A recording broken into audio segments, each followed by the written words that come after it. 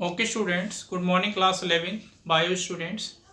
बेटा हम लोग जो टॉपिक्स पे चल रहे थे, थोड़ा सा हम लोग बेसिक्स देख रहे थे। क्लास चैप्टर 4 का एनिमल किंगडम का बेसिक्स देख रहे थे, जहां हम लोग क्लासिफिकेशन के बेसिस को देख रहे थे और जहां मैंने पहला बेस आपको बताया था हैबिटेट के बेसिस पे, जहां हम लोगों ने इक्वेटिक को देख लिया था। ठीक है, टेरेस्ट्रियल के बारे में हम लोग बात कर रहे थे। तो टेरेस्ट्रियल में मैंने बताया था बहुत सारे जो हैं तरीके हैं जिस पे हम लोग बेसिस पे क्या कर सकते हैं। ज़्यादा डीप में नहीं जाना है, इसको थोड़ा बहुत हमें ऊपर ऊपर से ही समझना है। ठीक है, टेरेस्ट्रियल में बेटा 3-4 कैटेगरीज हैं। अगर बोरोविंग एनिमल्स है, ठीक है, सॉइल के अंदर डिग करके रह रहा है, जैसे कि अर्थवॉर्म और कौन था, रैबिट था। ऐसे ही फिर मैंने आपको बताया था कैसूरियल एनिमल्स। कैसूरियल एनिमल्स वो एनिमल्स हैं जो फास्ट रनिंग होते हैं, जो बहुत तेज़ी से दौड़ते हैं, जैसे हॉर्स हो गया, डियर हो गया। ऐसे ही एक और मैंने आपको बताया था सेंसोरियल एनिमल्स। सेंसोरियल एनिमल्स मैंने आपको बताया था ऐसे एनिमल्स जो क्या करते हैं, वॉल ऑफ, ठीक है, जो वॉल्स होती हैं उन पे क्या करते हैं, वो ट्रैवल करते हैं। ठीक है, क्रॉन ऑन वॉल। ठीक है, जैसे कि हमारी लिजार्ड है, लिजार्ड ऐसा करती है क्रॉन ऑन वॉल के ऊपर। और एक और एग्जांपल मैंने आपको, सेंसोरियल हो गया, कैसूरियल हो गया, फुसेरियल हो गया, और एक होता है अर्बोरियल एनिमल। अर्बोरियल में मैंने बताया था जो क्या करते हैं, ट्रीज पर रहते हैं, उन्हें हम अर्बोरियल एनिमल्स बोलते हैं, जैसे मोंकी हो गया। और एक मैंने बताया था आपको एरियल एनिमल्स, ठीक है, जो कि एयर में रहते हैं। ठीक है, जो कि एयर में रहते हैं, जैसे कि बर्ड्स। तो ये इन बेसिस पे हम लोग क्या कर सकते हैं, एनिमल्स को क्लासीफाई कर सकते हैं। ठीक है, दूसरा अब हम लोग ऑर्गेनाइजेशन देखेंगे। अपना नेक्स्ट ऑर्गेनाइजेशन जो है वो है हमारा लेवल ऑफ ऑर्गेनाइजेशन। ठीक है, दूसरा जो आधार है वो क्या है, लेवल ऑफ ऑर्गेनाइजेशन के बेसिस पे हम लोग क्या करेंगे, इनकी कैटेगरीज बनाएंगे। ठीक है, लेवल ऑफ ऑर्गेनाइजेशन की। ठीक है, तो दूसरा जो आधार है वो हमें देखना है लेवल ऑफ ऑर्गेनाइजेशन। ठीक है, कि उनका जो शरीर है वो कौन से लेवल का है। ठीक है, जैसे कि हम लोग पढ़ते हैं ना, सेल, टिश्यू, टिश्यू से टिश्यू सिस्टम, टिश्यू सिस्टम से ऑर्गन, ऑर्गन से ऑर्गन सिस्टम। तो हमें ये पता करना है जैसे कि जो एनिमल्स हैं तो उनकी जो बॉडी है वो किससे बनी है, सेल से बनी है, या सेल्स की ग्रुपिंग से बनी है, टिश्यू से बनी है, या टिश्यू सिस्टम से बनी है, या ऑर्गन सिस्टम से बनी है। इस तरह का जो सिस्टम है, इस तरह का जो बेस है, इसी को हम लोग बोलते हैं क्या, सेलुलर लेवल ऑफ ऑर्गेनाइजेशन। इसी को हम लोग बोलते हैं level of organisation.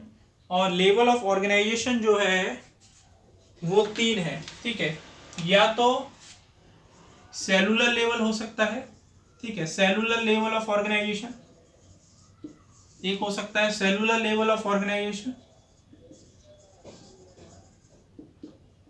Cellular level of organisation का क्या मतलब है कि यहाँ पर जो ऑर्गेनिजम्स होंगे उनकी बॉडी जो होगी वो किसकी बनी होगी, सेल्स से बनी होगी। ठीक है, सेलुलर लेवल होगा, मल्टी सेलुलर होंगे। ऐसे ऑर्गेनिजम्स कैसे होंगे, मल्टी सेलुलर तो होंगे, बहुत सारे सेल्स होंगे, लेकिन प्रत्येक सेल को क्या करना पड़ेगा, सारा काम करना पड़ेगा।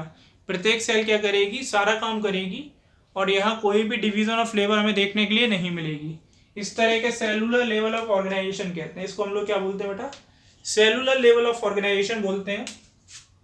नो डाउट एक से ज़्यादा सेल होंगी, मल्टी सेलुलर होगा। ठीक है, लेकिन इसमें हमें कोई भी कोऑर्डिनेशन देखने के लिए नहीं मिलेगा, नो कोऑर्डिनेशन। ठीक है, सेल्स के बीच में आपस में कोई भी कोऑर्डिनेशन नहीं होगा, प्रत्येक सेल को सारे काम करने पड़ेंगे, तो नो कोऑर्डिनेशन देखने के लिए मिलेगा। और ऐसा देखने के लिए मिलता है हमें एनिमल्स के कौन से ग्रुप के अंदर, पॉरीफेरा। पॉरीफेरा जो है इसका सबसे इंपॉर्टेंट एग्जाम्पल है। तो पॉरीफेरा का एक एग्जाम्पल मैंने लिख दिया, स्पॉन्जेस। ठीक है, तो अगर पूछा जाए कि सेलुलर लेवल ऑफ ऑर्गेनाइजेशन कहाँ मिलता है, तो फाइलम पॉरीफेरा के अंदर हमें सेलुलर लेवल ऑफ ऑर्गेनाइजेशन देखने के लिए मिलता है। ठीक है, इसके बाद अगला जो है वो है टिश्यू लेवल ऑफ ऑर्गेनाइजेशन। अगला जो है वो है टिश्यू लेवल ऑफ ऑर्गेनाइजेशन।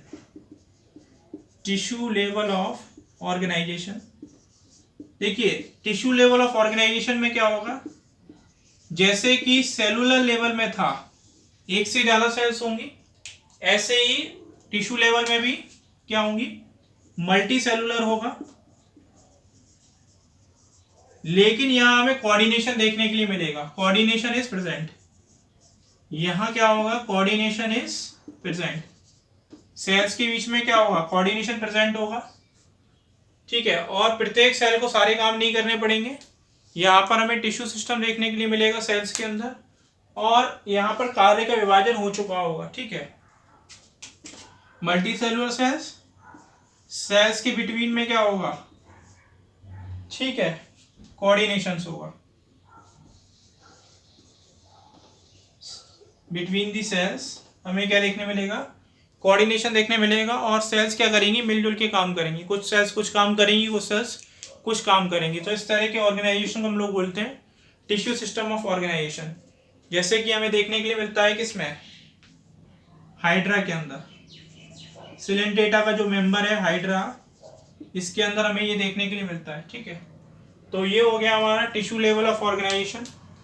इसके बाद एक लेवल ऑफ ऑर्गेनाइजेशन आपको और पढ़ना है, जिसको हम लोग बोलते हैं ऑर्गन लेवल ऑफ ऑर्गेनाइजेशन, ठीक है। क्या बोलते हैं, ऑर्गन लेवल ऑफ ऑर्गेनाइजेशन, ठीक है।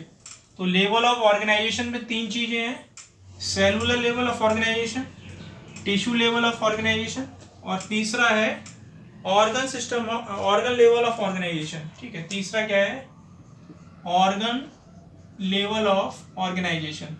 तो नो डाउट ये जो थोड़ा सा ऑर्गेनाइजेशन है या ये जो लेवल है, ये सबसे ज़्यादा एडवांस है इन तीनों में से। इन तीनों में से जो सबसे ज़्यादा एडवांस होगा वो यही है, ऑर्गन लेवल ऑफ ऑर्गेनाइजेशन।